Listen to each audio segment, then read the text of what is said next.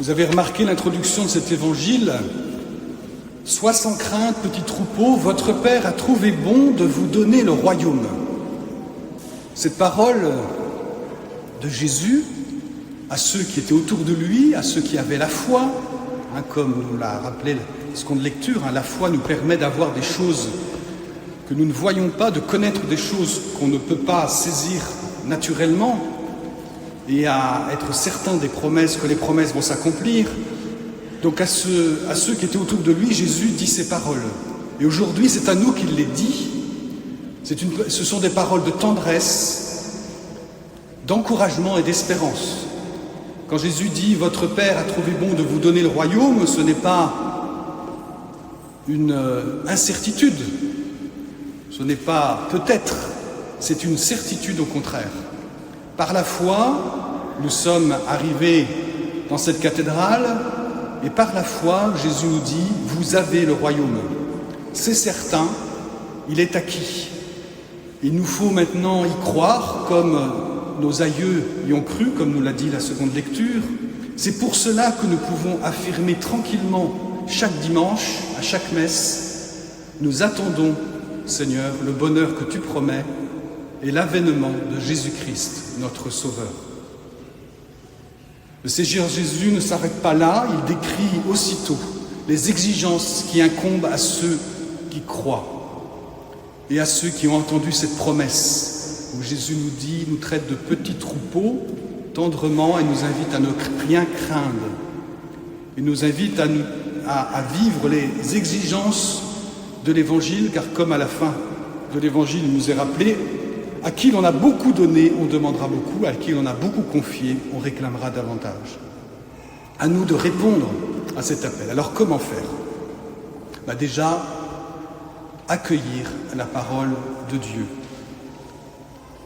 Saint Ambroise, en reprenant le petit passage où il dit « Gardez vos lampes allumées », Saint Ambroise de Milan, donc, dans l'homélie de ce dimanche, dira « Que la foi t'ouvre la route, que la divine écriture soit ton chemin, il est bon d'être guidé par la parole du ciel. » À cette lampe, à l'écriture, à cette lampe, allume aussi ta lampe. Ne nous réjouissons pas de la lumière pour une heure, comme en écoutant maintenant les lectures et puis ensuite d'oublier. Ne nous réjouissons pas, toujours Saint Ambroise qui dit cela, assez fidèle, peut-être devant Saint Augustin d'ailleurs. Ne nous réjouissons pas de la lumière pour une heure, il se réjouit pour une heure celui qui écoute avec joie la parole de Dieu à l'Église, mais à la sortie, oublie ou néglige ce qu'il a entendu. Oui, la parole de Dieu est un don de Dieu. Nous ne sommes pas une religion du livre, parce que nous sommes une religion de Jésus-Christ, Dieu révélé en Jésus-Christ. Mais nous sommes une religion qui a la grâce d'avoir la parole de Dieu qui nous a été confiée, qui nous a été donnée, la Bible, qui nous corrige, qui nous purifie, qui nous conduit, qui nous dirige, qui nous enseigne. Alors, peut-être que parmi nous, nous n'oublions pas la parole de Dieu, nous la connaissons, mais peut-être nous la négligeons. C'est plus facile de négliger que d'oublier, enfin, on peut oublier aussi. Alors, qu'est-ce que ça voudrait dire, négliger la parole de Dieu ? Négliger, ce serait retenir ce que la parole, ce qu'il y a dans la parole qui nous va bien, ce qui nous convient, pour oublier le reste. Ne pas finalement prendre la parole totalement au sérieux, sélectionner, négocier avec les idées de notre temps. Il n'est pas facile dans notre société d'aujourd'hui, qui s'éloigne de l'Évangile, de garder une mentalité proprement chrétienne, tout en vivant dans notre monde. Et c'est pour cela qu'il nous faut être vigilants, si nous n'oublions pas la parole, parce que nous savons que nous sommes chrétiens, de ne pas la négliger, de ne pas la prendre à la légère, de nous la laisser nous interpeller. Et je ne peux que vous exhorter à lire la parole, à prier la parole, à méditer la parole. Comme dira saint Éphrem, elle a toujours quelque chose de nouveau à nous enseigner, même les passages les plus connus. Mais nous en avons besoin pour, comme dit saint Ambroise, je mélange, saint Ambroise, pour que cette parole qui est lumière allume la lampe de notre cœur. Mais ce n'est pas fini. Et l'Eucharistie, la messe, nous montre bien ce qui est invité à se produire. La parole est invitée à allumer une lampe dans notre vie, à conduire, à éclairer, à corriger, à purifier, à allumer une lampe dans notre cœur pour qu'ensuite tout notre être prenne feu. C'est ce qui se passe durant la messe, lorsque au début, nous entendons l'introduction de la messe et à sois sans crainte, petit troupeau, le royaume des cieux t'appartient. Ensuite, nous entendons cette parole qui est là pour nous interpeller, une parole qu'on ne choisit pas, qu'on aimerait peut-être parfois ne pas entendre parce qu'elle ne nous convient pas, mais qui va allumer, amplifier la foi, allumer une lampe qui devra devenir feu par la Sainte Eucharistie. La semaine dernière, j'ai célébré, pour ceux qui étaient là, j'ai célébré une confirmation. Et je me suis dit à la fin, c'est vraiment dommage, parce que la confirmation aujourd'hui, la majorité d'entre nous, nous disons, quand on parle des sacrements de ce qu'on appelle de l'initiation chrétienne, on dit, oui alors, il faut être baptisé, faire sa communion et être confirmé. C'est-à-dire, on se trompe toujours d'ordre. La confirmation revient toujours à la fin comme étant la cerise sur le gâteau chrétien, comme si, ça embellissait un peu le gâteau chrétien, mais que finalement le gâteau... Or, ce n'est fondamentalement pas vrai. Le baptême nous fait entrer dans la vie chrétienne, nous fait devenir chrétiens. La confirmation affermit, consolide, purifie, amplifie la grâce du baptême, mais nous prépare à être nourris désormais de l'Eucharistie, de la Sainte Eucharistie. Et nous, catholiques, nous n'aimons pas assez l'Eucharistie. Si nous aimions l'Eucharistie, toute notre vie deviendrait une messe, pour reprendre l'expression de Marthe Robin. Toute notre vie serait transformée, transfigurée. L'Eucharistie ne nous exclut pas du monde, mais nous donne de vivre de la foi au sein de notre monde, de vivre de l'espérance et de vivre d'une charité active. Si ce n'était pas le cas, ça serait hypocrite. Toujours est-il que, une fois que la parole de Dieu enflamme notre cœur dans la foi, il nous faut devenir feu par la Sainte Eucharistie. Il faut que la parole de Dieu s'incarne dans notre vie. Ce feu, c'est le feu de l'Esprit Saint, c'est le feu de Jésus-Christ, c'est la présence de Jésus en notre cœur. Vous avez peut-être remarqué, dans l'Évangile qui était un peu long, voilà ce que dit Jésus pour celui qui écoute la parole. « Heureux celui-là que le Maître, à son arrivée, trouvera en train de veiller.